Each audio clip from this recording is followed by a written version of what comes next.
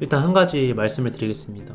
제가 최근에 뭐 조중고 프로젝트 좋은 중고차 고르기 뭐 이렇게 해서 몇 개 영상을 올리고 조금 봐주시는 분들이 있고 그래서 좋습니다. 좋은데 최근에 제가 한 3분 정도? 4분 정도? 중고차를 골라드렸어요. 근데 뭐 당연히 어디에 올려갖고 뭐 골라준다 이게 아니라 그분들이 뭐 댓글이든 뭐 인스타든 해서 물어보시길래 골라는 드렸어요. 지포도 있었고 3시리즈도 있고 있는데 제가 봤을 때는 제 기준이 있으니까 그 기준에서는 뭐 요건 괜찮다 요 정도는 할 수가 있는데 일단 좀 부담이 되고요. 왜냐면은 중고차라는 게 아무래도 이론에 입각해서 잘 골라도 뭐 예기치 못한 문제가 생길 수도 있고 물론 그분들이 당연히 제 잘못이라고 생각은 안 하겠지만 할 수도 있나?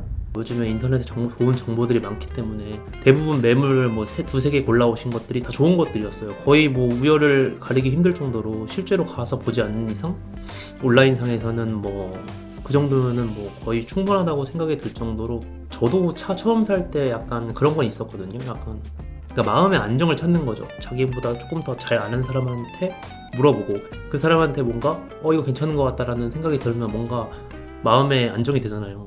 차라는 게 뭐 솔직히 뭐 100만 원, 200만 원 하는 것도 아니고 기본 몇 천만 원씩 하는 거니까 저도 이해는 합니다만 제가 생각이 많아요. 그 부분에 대해서. 왜냐면 조금 뭐 문제가 생긴다던가 차에 그러면은 제가 분명히 말씀을 드렸거든요. 중고차는 오로지 구매자의 책임이고 누구한테 추천을 받아서 사면은 아무래도 그러지 않으려고 해도 약간 그래도 약간 그런 게 있을 거 아니에요.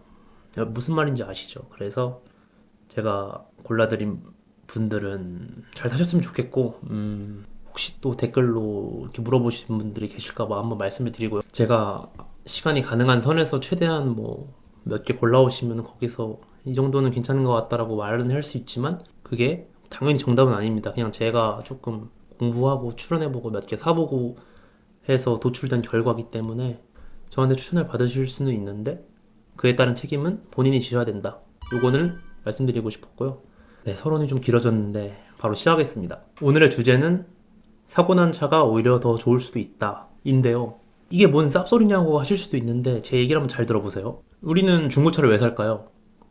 조금 더 싼 가격에 조금 더 좋은 차를 사서 허세를 부리기 위해 뭐 이런 목적일 수도 있고 아니면 진짜 좋은 차가 좋아서 그럴 수도 있는데 그런 모든 것들의 이 뿌리가 가성비 때문이잖아요. 같은 가격으로 조금 더 좋은 차를 할 수 있으면은 가성비가 좋은 건데 공도에 이 도로에 바퀴를 내미는 순간부터 바로 감가가 시작되기 때문에 같은 가격으로 신차를 사는 것보다 뭐 성능이든 디자인이든 더 좋은 차를 살 수가 있는데 차종이나 키로수에 따라서 조금씩 다르겠지만 기본적으로 뭐 1년, 2년 타면은 감가가 20, 30%씩 기본으로 맞고 보증기간은 보통 제조사마다 다르지만 그 기간이 가까워질수록 보증이 끝나갈수록 조금 더 감가를 많이 먹고 끝나는 순간 또 개 때려 맞고 이런 식인데 사실 차라는 게 그렇게 고장이 쉽게 나지 않습니다.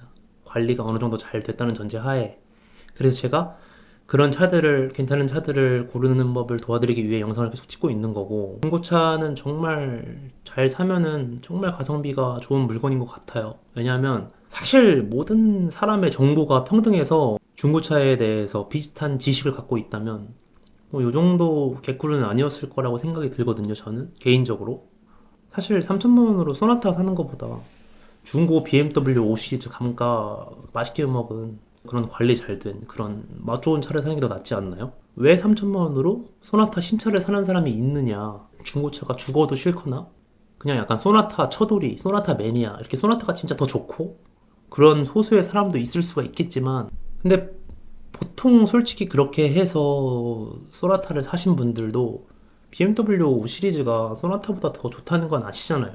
상식적으로 이제 3천만 원 주고 산 중고 BMW 10만 킬로 뛴 BMW 5 시리즈가 정상적이지 않을 거라고 생각해서 소나타를 사는 걸 텐데 그게 이제 정보의 불균형 때문인 거죠. 약간 이게 당연히 소나타가 구리다는 얘기가 아닙니다. 그냥 그 가격대에 있는 사람들이 무난하게 사는 차가 그거라서 말하는 거고 아무 데서나 그냥 아무 수입차 잔고장 많은 거 싸다고 막 사면은 당연히 고장나고 말썽 부리고 돈이 엄청 많이 들어가고 그럴 수가 있는데 잘 공부해서 사면은 소나타 새삥으로 딱 사서 유지할 정도면은 충분히 엇비슷하게 또는 뭐 더 운 좋으면 더 저렴할 수도 있고 그렇게 해서 운영을 할 수 있다고 저는 생각이 들고요. 요즘은 이제 온라인에서 다양한 유익한 정보를 쉽게 얻을 수 있다 보니까 불과 몇 년 전에만 대비해도 중고차에 대한 인식이 꽤 괜찮아졌지만 그것도 어느 정도 다른 사람의 생각도 옳다고 그러니까 열려있는 자세로 수용을 가능한 사람 일부일 뿐이고 기본적으로 중고차에 대한 인식은 별로 좋지를 않아요. 그냥 중고차 사면 큰일 나는 줄 아는 사람이 있고 수리비 폭탄을 맞는다, 차가 퍼진다, 뭐 수리비가 차값만큼 나온다, 뭐 이런 얘기들 하시는 분이 많아요. 다시 오늘의 주제로 돌아와서 제가 이 얘기를 왜 구구절절 하냐면 사실 우리는 중고차를 사는 가장 큰 목적이 이유가 가성비 때문인데 그 가성비가 조금 더 쌉 가성비면 좋잖아요. 제가 주제는 이제 뭐 사고 난 차가 더 좋을 수도 있다 이런 식으로 말을 했지만 당연히 무빵 무칠에 아무런 사고가 나지 않은 차량이 논리적으로는 차 상태가 좋을 확률이 훨씬 높습니다만 사고 난 차보다 당연히 비쌉니다. 제가 여기서 말하는 사고차는 차의 뼈다구라고 불리는 프레임이 손상이 되지 않은 단순한 뭐 외판 교환, 뼈다구를 안 건드린 다른 외부적 사고가 난 차를 말하는 거예요. 근데 제가 경험한 이야기인데 제가 타던 3 시리즈가 사고가 났었어요. 왼쪽 문에 와서 박아서 문짝 한 개를 바꿨습니다. 당연히 차의 프레임에 지장을 줄 정도로 큰 사고가 아니어서 문짝 한 개만 교체하고 끝났지만 일단은 근데 그 비용은 문짝 하나만 딱 바꿔서 250만 원 정도 나왔습니다. 센터 기준으로. 근데 문제가 뭐냐? 제 차가 원래 보험 이력이 하나도 없는 완전 무사고 차량이었는데 그 교환 하나로 무사고차가 돼버린 거죠. 완전 무사고에서 무사고차가 돼버린 거죠. 제가 이제 그 차를 팔 때는 외판만 교환을 한 거고 뼈다구엔 당연히 아무 문제가 없다는 것을 점검까지 받았고 단순히 그렇게 해서 문짝 하나만 바꾼 건데도 매입해 갈 때는 감가를 쳐맞습니다. 제 차를 사가려는 딜러는 어떻게든 감가를 먹으려고 하고 그게 이제 합리적인 이유 같잖아요. 솔직히 사고 났으니까 감가를 먹이겠다. 이것도 진짜 웃긴데 매입해 갈 때는 사고차라고 감가 먹이고 팔 때는 차 성능에 아무 지장이 없는 뭐 무사고 차량입니다 이렇게 팔잖아요. 여튼 제3 시리즈 같은 경우도 당연히 차의 성능에 아무런 문제가 없는데 감가를 맞은 거죠. 그래서 여기서 제가 들었던 생각이 더 비싼 완전 무사고 완무 차량을 고집하는 것보다 어느 정도의 사고가 있는 감가 먹은 차를 사는 게 조금 더 가성비가 아닐까 이런 생각을 한번 해본 거죠. 예를 들어서 같은 연식, 차종, 뭐 키로수 이렇게 비슷한 차 두 개가 있는데 하나는 아예 보험이력이 빵원이고 완전 무사고 다른 하나는 뭐 한 2, 300만 원짜리 보험이력이 뭐 한 3개씩 있는 거예요. 그러면 이제 뭐 보험료이 뭐 한 1000만 원 정도 된다고 칠게요. 세 개 도합해서. 그러면 그 두 개의 중고차의 가격 차이가 뭐 차 종에 따라 다르겠지만 뭐 기본 몇백만 원씩 날 거고요. 잘 모르는 이제 일반적인 소비자가 보기에는 와 이거 보험 이력 1000만 원이면은 차 그냥 개 때려박은 거 아닌가? 차 어디 박살났던 거 아닌가? 이런 생각을 할 수도 있어요. 왜냐면 1000만 원이라는 금액 자체가 적은 돈이 아니잖아요. 중고차가 뭐 3천만 원, 4천만 원짜리 뭐 산다고 쳤을 때 보험료이 1000만 원이다. 그러면은 이게 세 보이잖아요. 차값의 거의 뭐 30, 20, 30%인데. 하지만 제가 이제 수리를 해보고 한 결과 수입차에서 뭐 한 500만 원 이하 정도의 요 정도 사고는 진짜 말 그대로 진짜 단순 교환이라고 불러도 될 정도라고 생각을 해요. 저는 이제 보험 이력과 자동차 365를 통해서 이제 사고 부위를 추론하는 거는 영상이 너무 길어질 것 같아서 다음 영상에서 만들 계획이고요. 제 3 시리즈가 다른 곳 안 건드리고요. 신기하게 진짜 딱 문짝 하나만 바꿨어요. 딴 데가 아무 이상이 없어서 문짝은 그나마 다른 데 연결된 것이 없는 단일 부품이라서 단순 교환으로 250만 원 정도 나온 거지만 만약에 그게 조금 더 앞으로 와서 뭐 범퍼도 바꾸면은 뭐 2, 300 나올 거고 만약에 근데 그게 헤드라이트가 깨졌다고 생각해 보세요.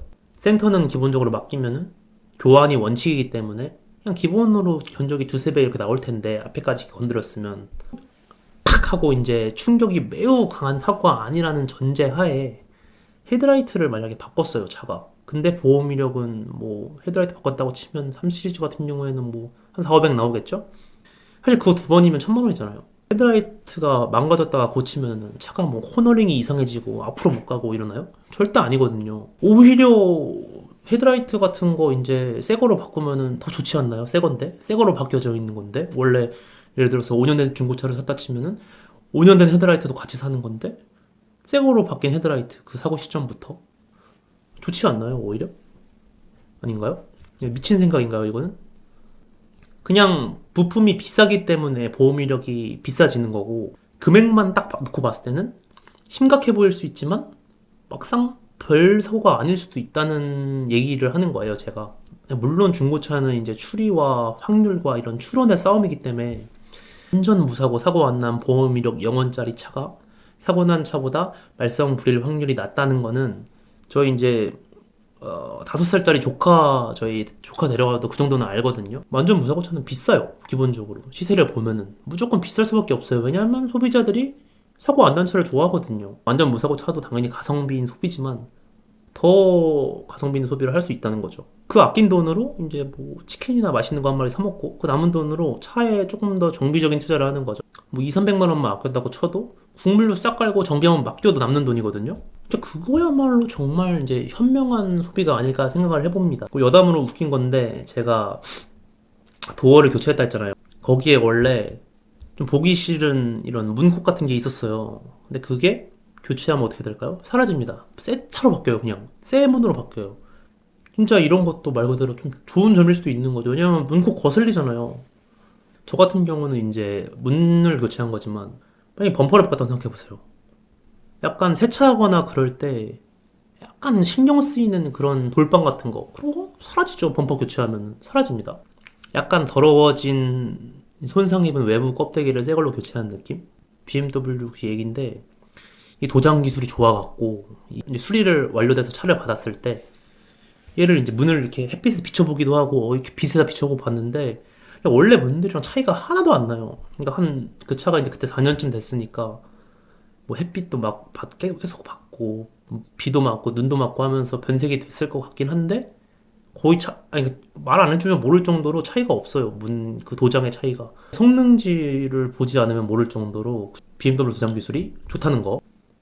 그래서 제가 말하고 싶은 게 뭐냐면 어차피 이제 가성비 있는 선택으로 중고차를 이제 사기로 결정을 했으면 사고 난 차도 하나의 좋은 구매 방법인 것 같아요. 잘 보고 사면은 더 가성비로 합리적으로 소비를 할 수가 있고 차 가격에 따라서 다르겠지만 뭐 진짜 뭐 조금만 차이 나도 아까 말한 것처럼 정비하는데 좀 더 쓰고 소모품 교체하고 뭐 차 점검 한번 싹 맡겨갖고 돈 좀 들어가 있으면 그걸로 보태고 얼마나 좋은가요? 사실 이제 뭐 완전 무사고차 사온다고 소모품 교체 하나도 안 하고 정비 안 봐야 되는 게 아니거든요. 그것도 똑같이 해야 돼요. 똑같이 해야 되는데 그걸 아낀 돈으로 하면은 얼마나 좋지 않냐 이런 말이고요. 그리고 요것도 이제 약간 다음에 얘기할 내용인데 그러니까 보험 이력이 만약에 있어요 차가.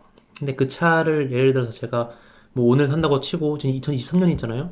근데 그 차가 뭐 한 2021년에 사고가 났던 거예요. 보험 이력을 보면은. 근데 2021년부터 지금까지 이 차를 탔을 거 아니에요.